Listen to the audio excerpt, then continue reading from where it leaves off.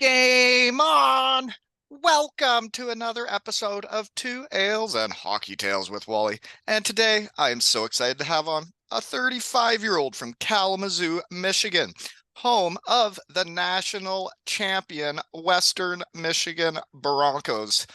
He may be best known as the Painted Bronco, heading to the barns, paint all over his body. And I've been there before. Hockey is fun. And he is also a host of a podcast that I have been on and dabbled in. And, well, now he's on my pod. Welcome on, Wes Wojcinski. Thanks for having me. Yeah, no, I mean, that sounds awesome. National champions, Western Michigan Isn't that University. something? God, I haven't been that into a hockey game on television in my life. I was in an airplane seat a few minutes behind everybody on the ground watching it on airplane Wi-Fi Oh, and that's tough. That absolutely was. rocking the plane every time Western scored a goal. Oh man, and didn't they run amok, eh? Like, really beat them. Oh yeah, I mean every goal was clean too. I mean they were just sniping. I couldn't believe how good the players are on the Western Michigan Broncos nowadays. Like, I'm not saying anything bad about my teammates, but let me tell you, those guys that are on the squad now can really play hockey. Eh? Oh yeah, dude, they're getting players from everywhere too. I mean they're developing their own guys. If you look at the fifth year guys, the seniors who have been with the program the whole time, and then guys who come in from the transfer portal and either rebuild their career or put a staple on what's been a great career somewhere else. So When yeah, I know isn't it neat how everybody wants to be a Western Michigan Bronco now? Like, people are going into that portal wanting to be a Bronco. absolutely. I mean, there's something that the coaching staff's doing. Farish and JJ and Coach Herder, like they've put together something special that just makes players better than what they come in, and I think that's what you want in a college program for sure.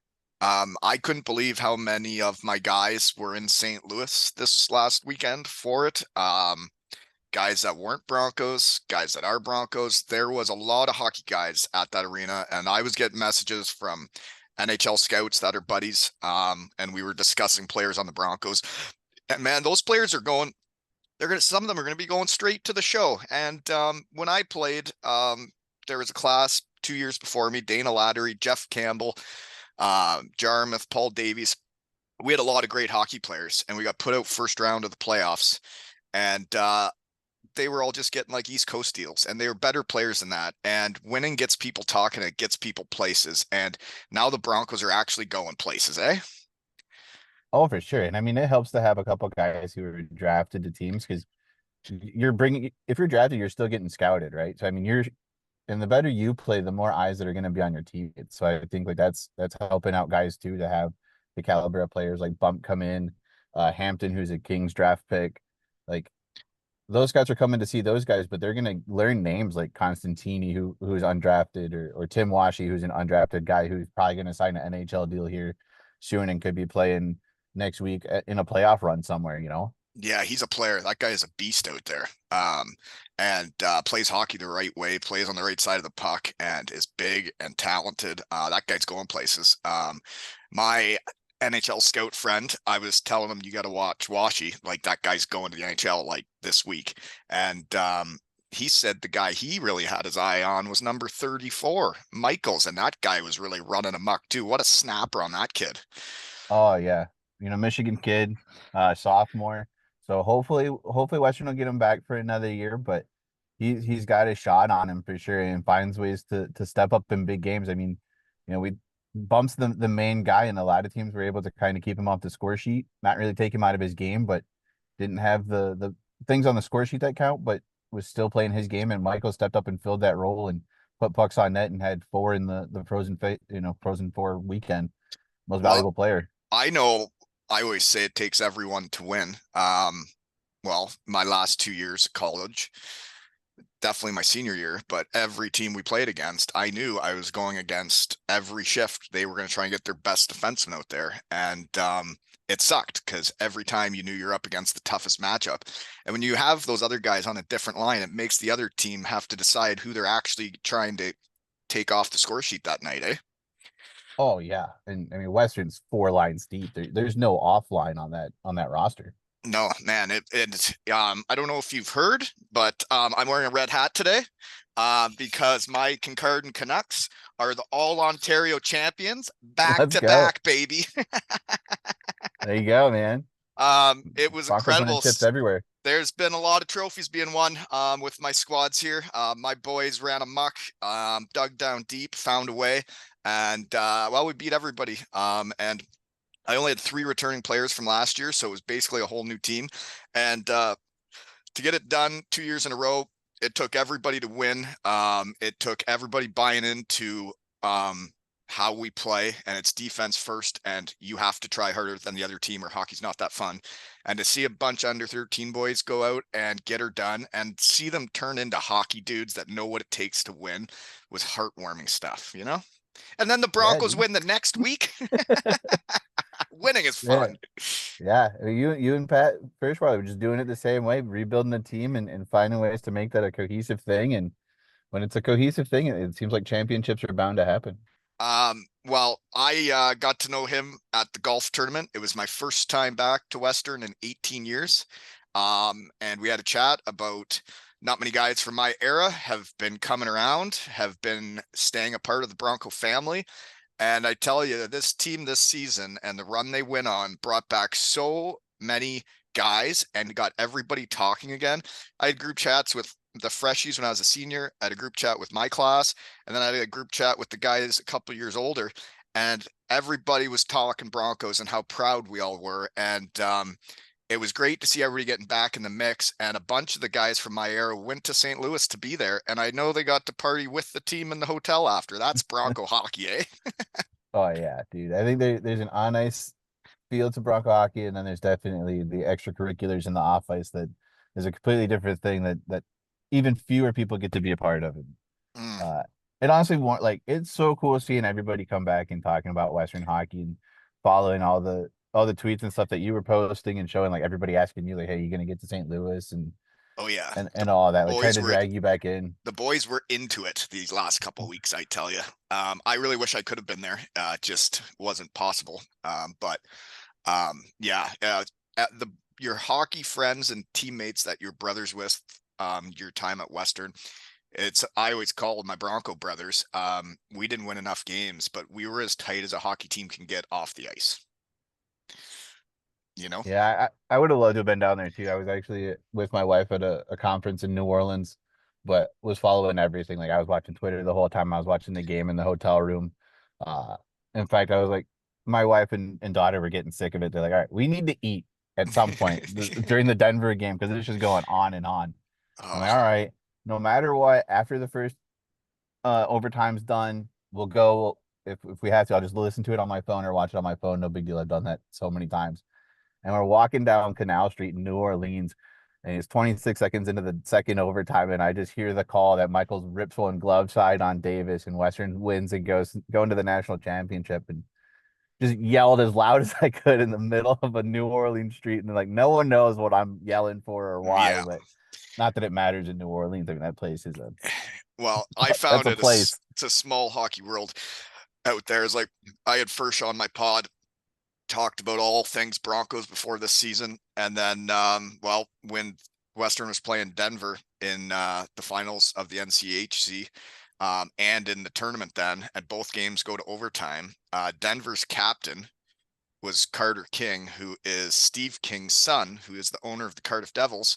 And he's my favorite owner in hockey. He brought me back for a Wally night, and we were texting during both games. And when they were up 3-0 on us in the finals, I said, "Oh, fucking Denver!" And he writes back, "It's like taking candy from a baby." And then we score 3 and come back and win. And then he was a little bit quieter after that. Yeah. No, both of those games were just heart pounding for different reasons. I mean, Denver's a team that's never out of a game, but Western's not either. And to watch the boys come back because you're like, all right, you're hoping you get one at the end of the second period in the NCHC game to make it 3-1. It seems a little more Doable. doable in reach, and they miss out there, but they get one so early in the third. It's like, all right, cool, let's settle in, and then you run the play off the face off that every team tries to run, and Bump's just got a hell of a shot, knows how to move a puck like he's doing it after it's left his stick almost. and buries one, and then Tim just throws one on net because pucks on net, good things happen, and Yeah, we that go to goalie, overtime. that sucked for that goalie. I felt bad for him letting that one in, but Yeah. Western just always seemed to find a way to grease it out to do what it takes to win. And it's a lot like my Kincardine Canucks in under 13. Like we were down 1-0 going into the third against a great team that hadn't lost a game in the tournament, and we just found a way and got one early in the period and then scored 5 minutes left to win it all. And man, seeing a team do whatever it takes to win, doesn't matter what age group you're in, it's incredible, you know? Oh, 100%. I mean, Yeah. we've both seen some years where Western has struggled. It felt like we didn't even belong on the ice a couple of games, and you're just like, what are we watching here? And to Yeah, see where they're at now and the shift and those things, it's like just incredible the progress that's happened here. I totally agree. I remember when we went to a tournament and played the University of Wisconsin, who I believe won the national championship that year and was ranked first in the country. We went out on the ice with them, and I did not feel like we were in the same league at all. You know, Yeah, now for Western's doing sure. that to other schools. Yeah, I mean, to me, this run felt a lot similar to a little bit of what Denver did last year. A team that was a high-powered offense all year long, and then it got down to games that were nitty-gritty, and yet we're finding ways to win. It's not putting 4 pucks on net every single game. Yeah, we did it a couple times, and we put up 6 in the final, but every other game was really a one-goal game that was super tight that you had to find ways to win and find goals when you're down or rely on the power play, and the power play showed up. I mean, the UMass game, it's 1 5-minute power play was the difference in that game, and Western's able to net 2 and they win 2-1. Yeah. Well, you get into that NCAA tournament, every team's going to be a great hockey team, and to find a Oh, yeah. way to beat all of them is you need to have something special. And that Bump is a hell of a player. I really enjoyed watching him play. Hell of a release on him. And then you got Michaels, you got Washy, and then those D-men, man. Every single guy can move, can pass, can skate, man. Like they're like it was just like watching a machine out there. Yeah, and a lot of that comes from just the belief that Firsch has in them to go and make plays, and they have that confidence to know that the coach allows them to go and make plays, and it's not just we're just gonna stay in shell defense and everyone's got to stay in their 5 feet of ice. Like, no, if the play is there and you can make it, but know that you got to have somebody covering your spot, or like if there's a place in the offense for you to jump up and bury one, do it. Let's get a puck on net. And having players believe in themselves is so huge. Having them believe they're gonna find a way, whether they get down, that they still believe and they have the confidence that they can do it. Again, I saw it with my under 13 team, and I saw it with the Broncos in this stretches. They believed they were going to win, and that is when you win. Yeah, I mean this team did nothing but win. 4 regulation losses all year. I think 7 total. 3 in overtime and 1 tie that ended up being a shootout loss to Colorado College, but 7 losses on a year. Well, and goaltending wins championships, and that little punk's a freshman. Oh yeah, I mean the only thing that hurt Western goalie wise as far as winning awards was just that they had to share the net, and it Right. didn't matter who was back there. Both guys were stopping everything and winning games. And Cam Rogo's 15-2 on the year. That's pretty good too. Yeah. And he Uh, got bumped out of the net by the freshie. I just saw a thing on Insta there, WMU Barstool or whatever. Sounds like it looks like the school's really been having some fun with this win. There's a big fire going on. Did you see that? Yeah, I mean, national championship and the house brawl weekend in the same weekend. I don't understand how Kalamazoo is still there. Some of the parties at Western Michigan, like I tell people, it's the funnest school in the world, and I can't imagine if we would have been good at hockey while I was there, because it is so flippin' fun, and I can't imagine how much fun that school is having this week. Let's just say that the neighborhood where the party was, they had to send people to make sure the hockey house was safe. They were afraid that the couches that were getting burnt were the hockey couches. Well, and that would have been their decision. So they made sure that everything was buttoned down and nothing was getting messed up that shouldn't have been. But yeah, no, it was insane over there. And I I mean, that can't even neighborhood's imagine. right around the corner from Lawson too. I tell you though, they keep talking about this brand new arena and how nice it's going to be. It's just a strange feeling to think it's going to be downtown and not on campus, eh? Yeah, I mean it's close. It's right there. I mean, if you know the Kalamazoo area, it's right there where Westnedge kind of comes out from being downtown. Right. Um, so it's not super far, but yeah, I mean it's just gonna be different vibes. And I got a chance to talk to Bill Saunders, long time guy who sat in the Western penalty box. I'm sure you got familiar with Yeah. him in your time. I didn't take Uh many penalties though, but yeah, I know who you're talking about. I mean, that dude's been there since the inception of Western hockey, from club team to Division One national championship. Like he's seen literally everything. And he was saying him and some of the older guys, like they would rather it was built on campus. Like Oh, they don't totally. like the idea of it being downtown. It's going to be weird to get to. Parking's going to be a pain. Like they're narrowing streets for bike lanes, and now you're trying to add a 5,000 plus seat arena and have events in such a small space. And they just love what Lawson is. They love the atmosphere that that place generates. And I mean, you look at this team and what this team did, right?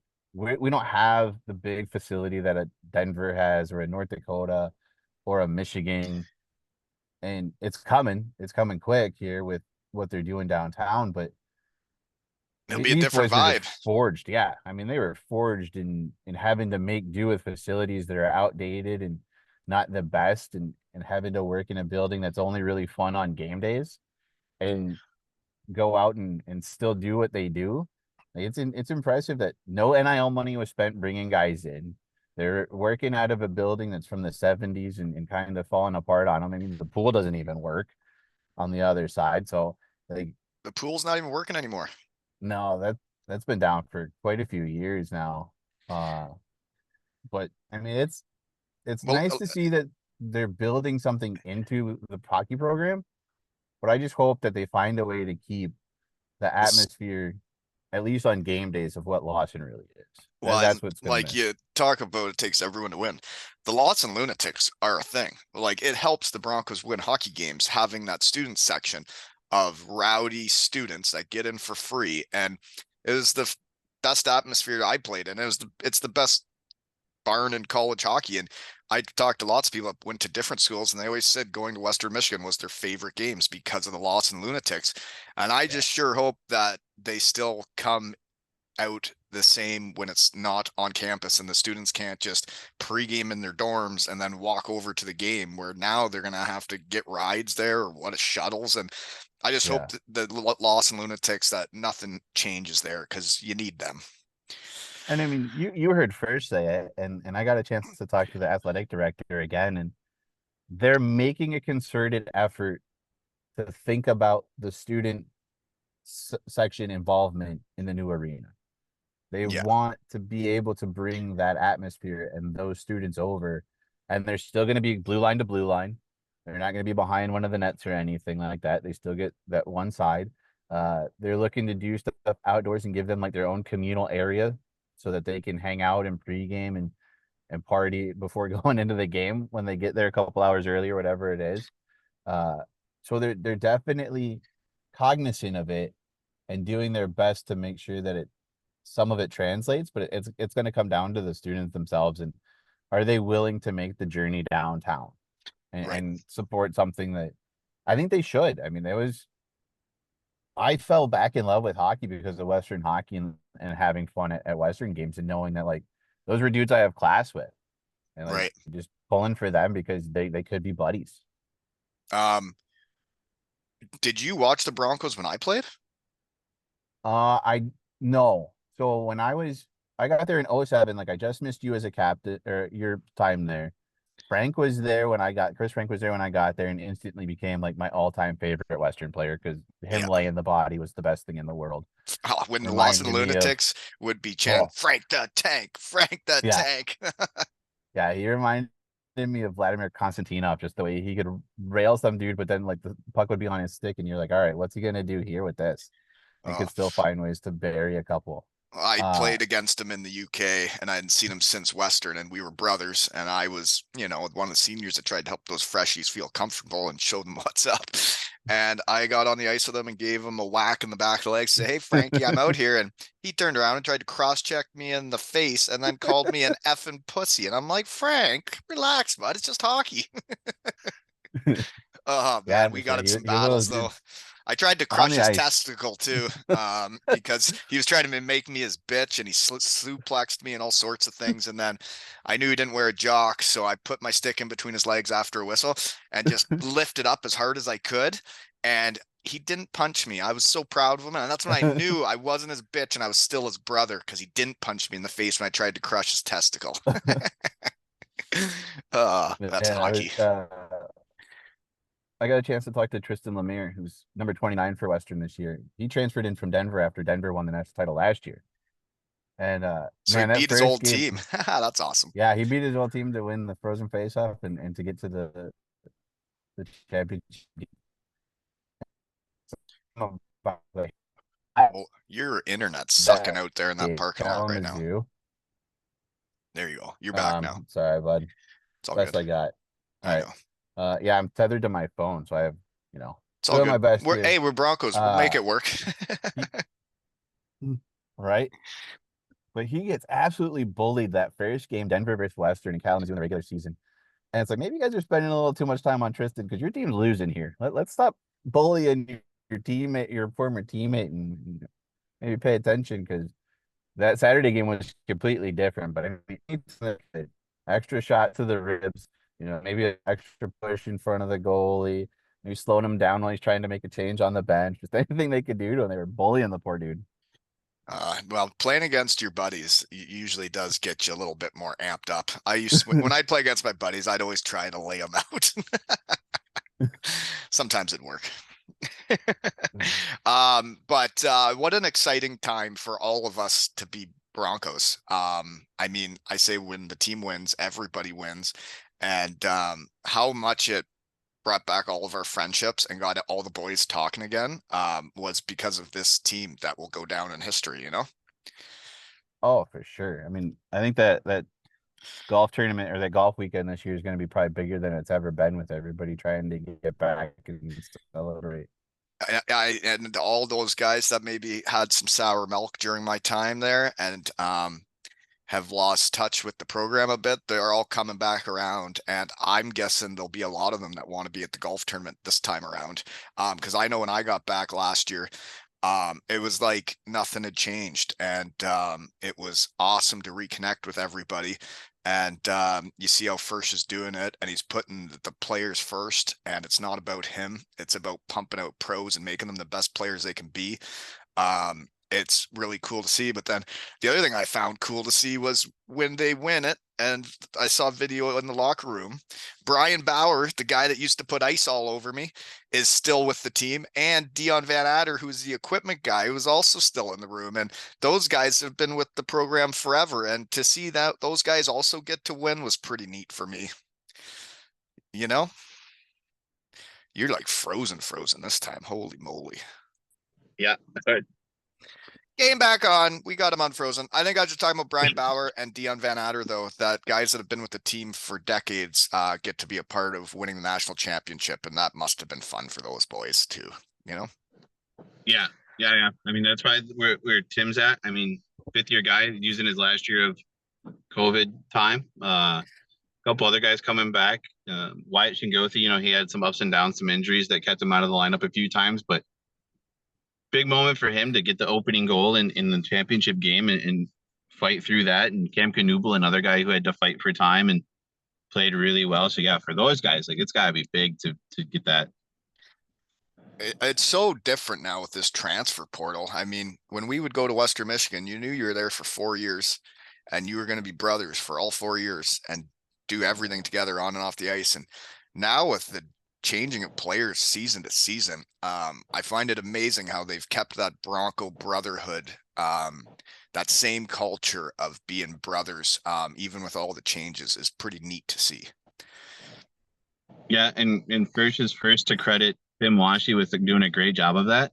So I hope, with him leaving, I hope that's something that the younger guys pick up on and hope that, he did something this year that brought those guys in and made them want to carry the tradition of being Broncos and building, sustaining that culture, because that's what really carries on from year to year. I mean, the coaches kind of establish it, but it's up to the players to cultivate it and make it their own. And those are the guys you're spending the most time with. You live with them, you travel closest to them, you practice with them.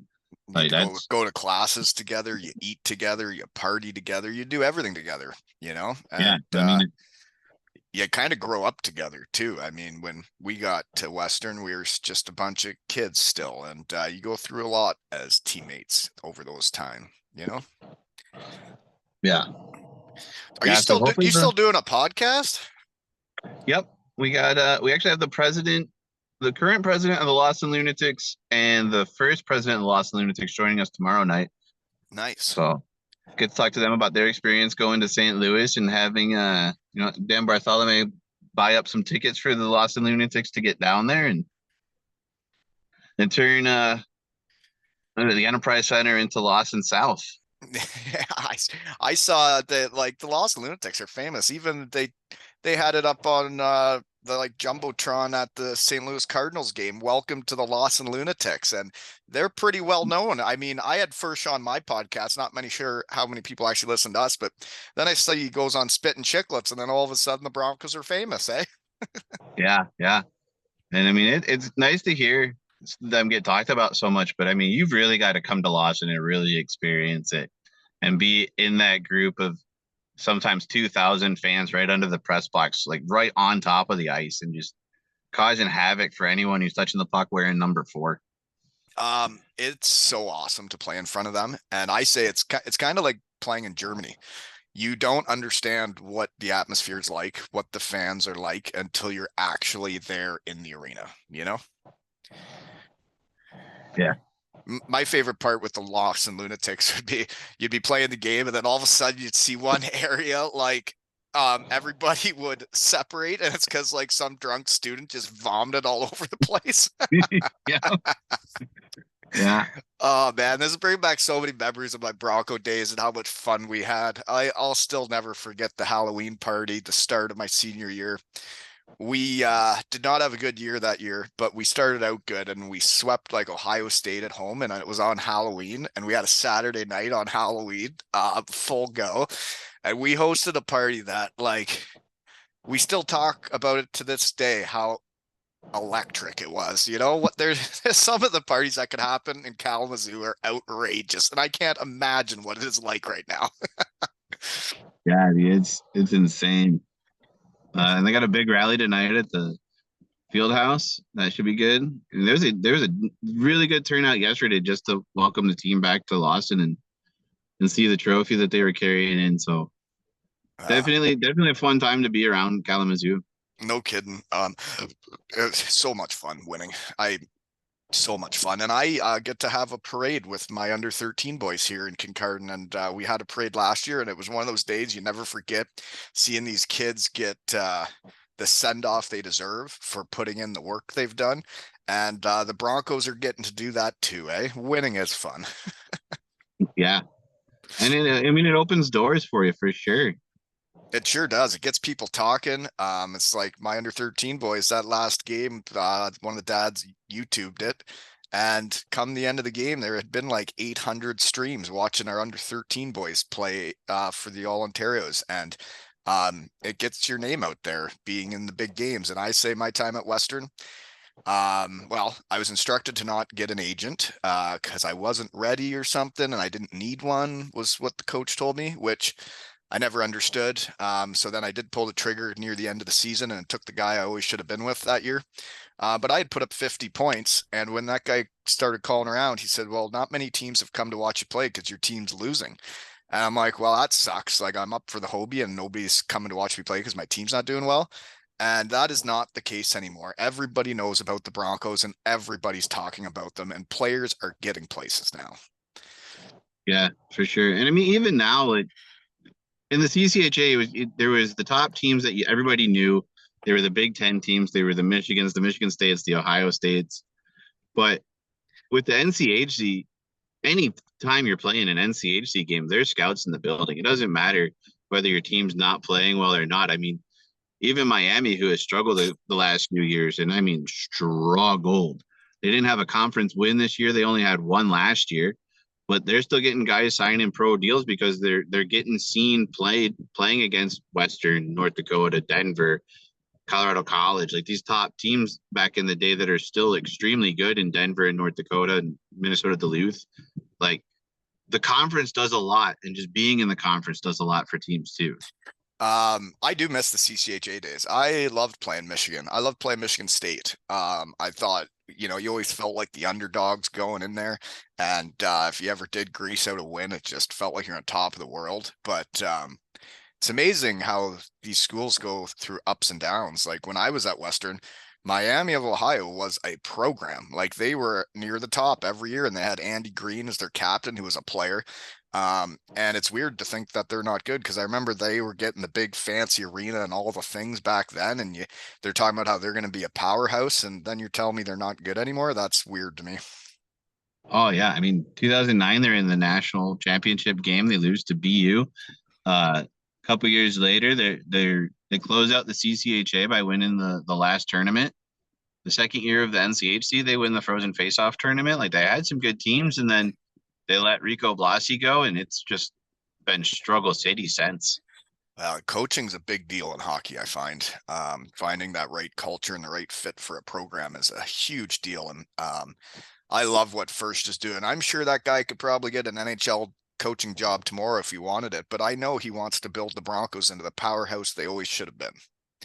Yeah, and he says that too. I mean, he mentions that like we're not where we should have been, and he's always had high hopes for the team. And I think you see the same in JJ, like guys who just unfortunately they couldn't get it done as players, but they're building something here that's remarkable, and they're doing it the right way, and they're making everybody want to be here and play Bronco hockey and getting pro deals at the end of it. Like just seems like it's icing on the cake, but everyone seems to be enjoying their time as a Bronco right now, and I think that's what you want. They watching that team play, well, again, like my under 13 team, it seemed like they love hockey, they love playing hockey, and they love playing together as a team.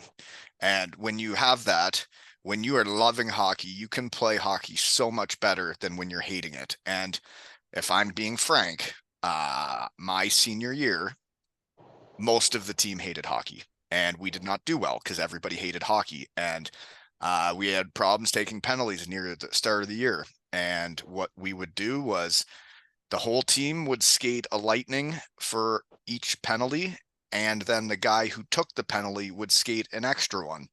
And Chris Frank was the player he was, and he was scary to play against. I know firsthand, but he would take some penalties because he played hard. And then you'd see that guy have to skate that many lightnings at the Tuesday practice. And there were practices where the coach sat at center ice with puke buckets and sat on a chair at center ice and watched us skate.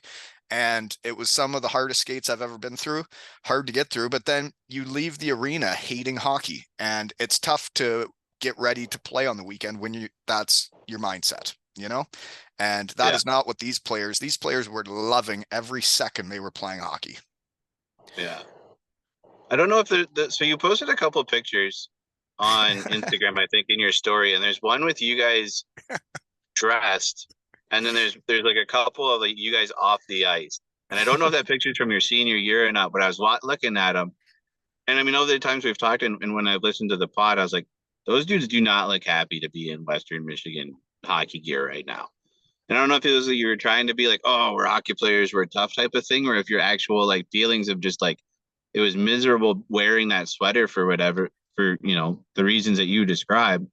And then you look at like the guys like at the parties and stuff, and you're like, these dudes really do care about each other. They're just not having fun wearing the sweater. We had fun wearing the sweater. We loved the Western Michigan Broncos. I know I did, and everybody did, but when it got that way between the players and coaches, we were not on the same page. And it made it very difficult, especially for me when I had pro opportunities and I have to worry about that. And my senior year, the captain who had transferred from the University of Minnesota had won a national championship. knew what kind of culture he wanted and what it should be like. He was trying to set up a coup of, we are going to go to the sports director and tell them what's going on here, because this is not the way to hockey. And I didn't know what to do personally, because I have my NHL dreams on my plate. And if we're going in and doing something like that, well, what's going to be the repercussions on me? And so we never did do it. And but that picture of us looking really unhappy that was our senior night, the last time at Lawson Arena, and we had just lost, and it was the last time we were going to play there. And you see the emotions and how sad we were, because we were as tight as a team could get away from the rink. And sometimes we'd have to let our hair down because of all the workouts and skating and bag skating and punishment for losing. Sometimes we had to find a way to be a team away from the rink because we weren't getting pulled together at the rink, if that makes sense. Yeah, no, for sure it does. And like it's where it was when I got there as a fan to where it is now are night and day. Oh yeah. But I'm thankful and glad that like it's bringing guys back, because I do think that you guys built some of the foundation for where it's at. Like you can't get to where you're at without having those rough years. Like it built fans out of those rough years, and it's giving them something to celebrate now, even harder than if you're good for 20 years straight, you know?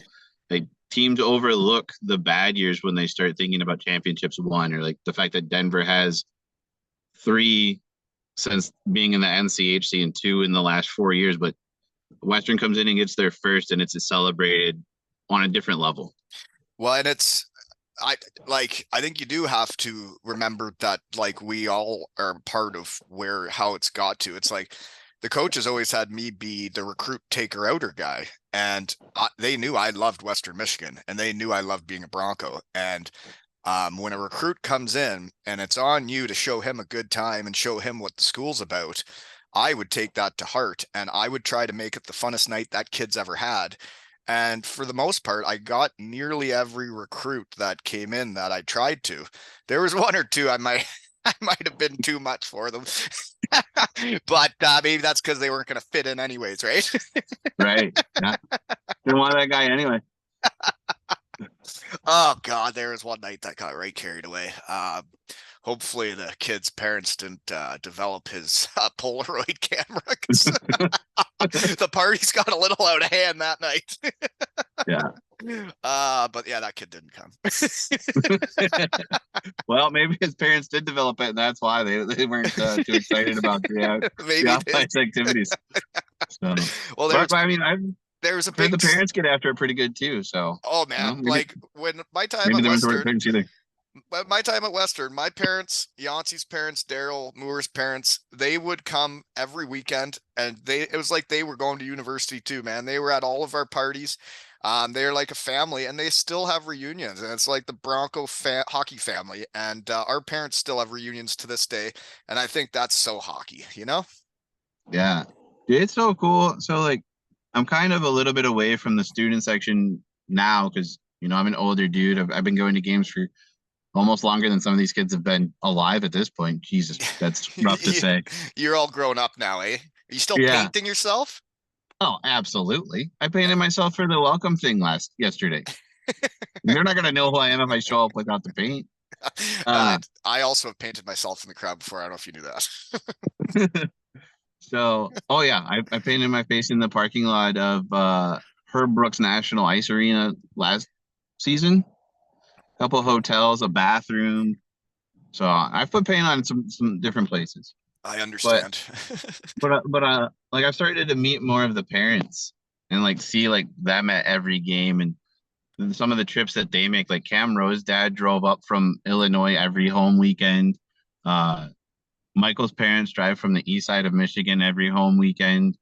The Slukinski's parents, dude, they are putting in work driving from Warroad, Minnesota for every home weekend and making some trips across the NCHC, across the country to make sure that the foam hammers behind hammer every period. And like, it's as much a commitment from them as it is the students, it seems like, at least for the parents who really care and and want to be there for all the big moments.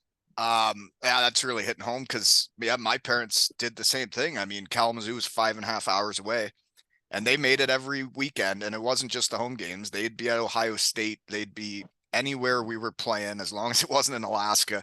And when you've grown up and your parents have been to every one of your hockey games, I did find that was the weirdest part about turning pro is your parents aren't there anymore. You're playing like 72 games and you're traveling all over the place, and they might come to maybe a handful of them.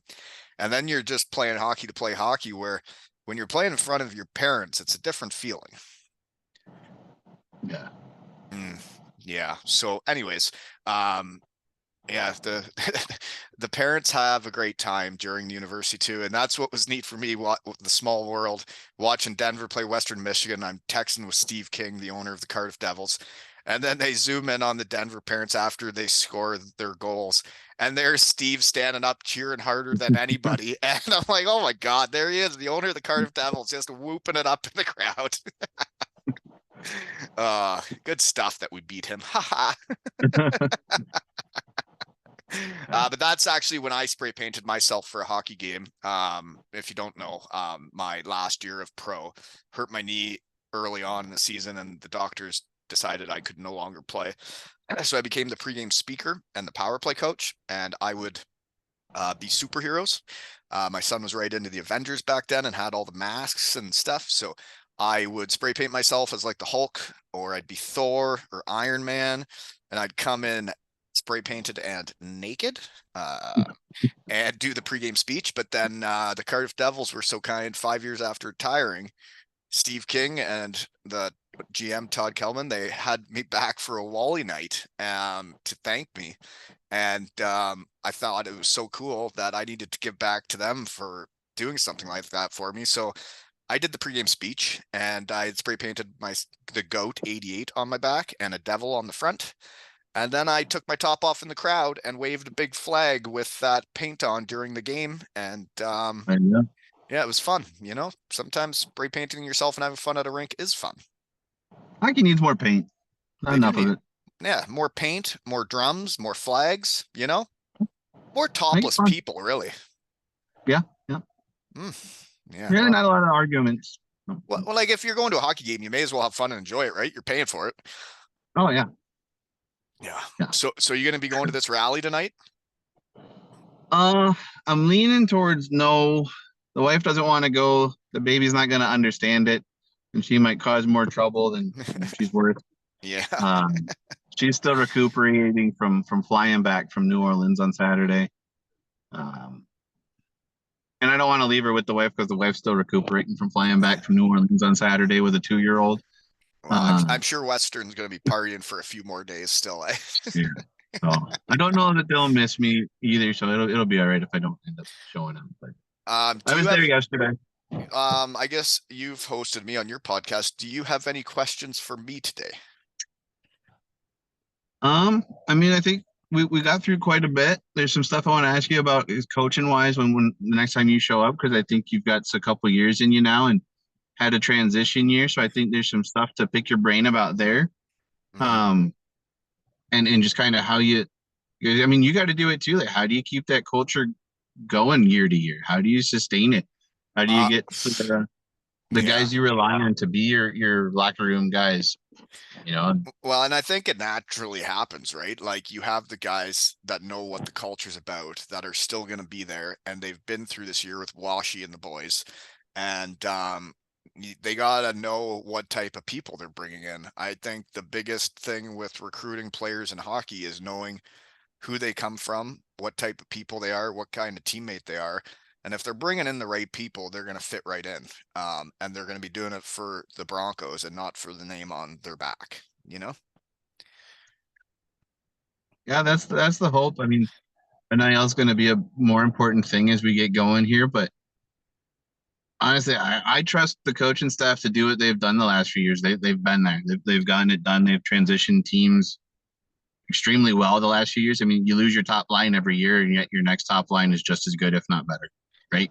Well, and that's what they've built there, is that they're not holding guys back from turning pro. They're not telling them they're not ready. They're saying, you go, and we're going to tell everybody that our Broncos are going here and going there. And then we'll just bring in the next wave of guys and get them to pro. Yep. Yeah, it's really turned into a hockey factory around there, hasn't it? Yeah. And then, we just need the K-Wings to be a little better. Yeah, well, yeah, it's interesting. There's two hockey teams in that town, but I just ignored the Wings altogether while I was there. I was just into the Broncos, I only pay attention to the K-Wings if they get some former Broncos over there. But otherwise, it's Broncos all the way. And yeah. So you need to send me your poster pictures for your poster, 6 to 10 of whatever you want. And then my poster maker guy that's in Cardiff, Wales will whip you up a nice keepsake. And I'm sure you're gonna have some fun photos since you paint yourself for games. Yeah. Oh, dude, we're getting close. The little one's trying to get painted, man. We're gonna have a little painted pony. Oh yeah, you got Here to get not too involved long. young, eh? Oh, she keeps trying to steal the paintbrushes when I'm doing it. I have to set her up with a paintbrush and some water, and she's over there just swiping the brush on her face. So, Well, do you have any other questions before we shut her down and join the real world again? no, unfortunately, I got to get back to work, Me too. which is harder to do after not working for a week. So, Yeah, working. It's a thing you got to do. but we're gonna do it in Bronco gear all day. And I have been wearing this sweater for 4 days straight. I've even got. Oh, dude, I wore something Western every day in New Orleans. I even got the shoes on today. Oh, and was it you that sent me the picture of Crocs and said Crocs win? Yeah. Yeah, Crocs I do bought win. those in New Orleans, and I was wearing those around a couple days. Oh yeah, Rocking those tomorrow with the away sweater. Crocs are fun. I went on a real heater wearing my Crocs coaching this year, and it's interesting what winning all Ontario's has done for the opportunities with coaching. Is, well, I'm not allowed to say who or what team, but I was asked to coach a team, a junior hockey team, and they offered to pay me money to coach. And I tell you, I've been spending a lot of money to coach the last couple of years, and to get offered that was really neat, and it makes me very appreciative of the kids I've coached around here, and what they gave me. They gave me their everything, and they dug down deeper than anybody can in hockey to win both seasons, and yeah, they've changed the landscape for me, but it's not an opportunity I can take because I have small children and I'm a busy boy. But it was nice to get offered, Yeah, I mean that's that kind of how it starts, right? Like first built a program down in where was it? Must be like Missouri, Kansas area, I think. Yeah, he did start. He was in coaching kids there for a good handful of years and built up some big program before he ended up getting real coaching gigs, eh? Yeah, started their AAA program, I think, down there because he was sick of kids leaving the area to go play somewhere else. Russell Stover's team somewhere down there. Yeah, that's right. Started it was that. Russell Stover, yeah. Yeah, got a call from Blashill to say, hey, you want to come coach at your alma mater, be my assistant, let's go win some games. Took that opportunity, stayed when Blashill went to the NHL. Gets a call a couple years later, like, hey, I need some help in the AHL. You want to come coach? Goes and coaches the Griffins in Grand Rapids for a couple of years, gets called up to the NHL when Blashill does, and then goes, I think I'm ready to go back home. Yeah. Hooks up with Andy Murray, comes back as an associate coach, takes the reins when Murray leaves, and wins the national championship at his alma mater. It's incredible what that man has done. And you listen to his interviews, he says all the right things. You see his demeanor behind the bench. He's got his game face on, but he's cool, calm, and collected. He looks like a guy I would love to play hockey for. His hockey knowledge comes out every time he speaks, and it would be awesome to pick his brain for a little bit. Yes, I that's what I enjoy about doing this pod is I have had a lot of coaches that I look up to, that I respect, and when I get to talk hockey with them, I try to learn a few things, Yeah. No, that's what I try to do too, because I never played organized hockey. I was that street hockey kid, and every time a car came by, game on, game off, game on again. But that's like my hockey knowledge. My parents couldn't afford that with football, baseball, wrestling, and karate, so I was doing everything but hockey. But was watching it and trying to learn, so I still keep trying to learn about it. Well, I don't know if you golf, but I do know a fellow from Kalamazoo is coming to my golf tournament May 24th in Kincardine, Canada. Hunter Johnson, who wore number 10 in Kalamazoo minor hockey because of me. We connected when I started doing the podcast. He sent me his Koha jersey number 10 and signed it for me. Nice. And he is coming to my golf tournament and he's donating prizes. And I think that's so hockey that a kid wore a number because of me when I was my time at Western. And now 20 years later, he's going to come to my golf tournament 5.5 hours away to have a day and support me. I think it's incredible, you know? So if you want to golf, folks, May 24th, Kincardine, Canada, be there or be square, right? Exactly. Well, thanks for making the time for me. This is sure exciting times to be a Bronco and also a Kincardine Canuck. Winning is fun, right? Sure is. Pucks on net, good things happen. That's right. And trying harder than the other team is fun, and outworking the other team is fun, and being better at them at hockey is fun, you know? Everybody likes to brag about something, right? Well, if you don't win, you can't brag, right? Exactly. Western's got bragging rights for a whole year, both in conference and in the nation. Love it. Go Broncos. Go Canucks. Go And this Broncos. has been another episode of Two House and Hockey Tales with the Painted Bronco and Wally.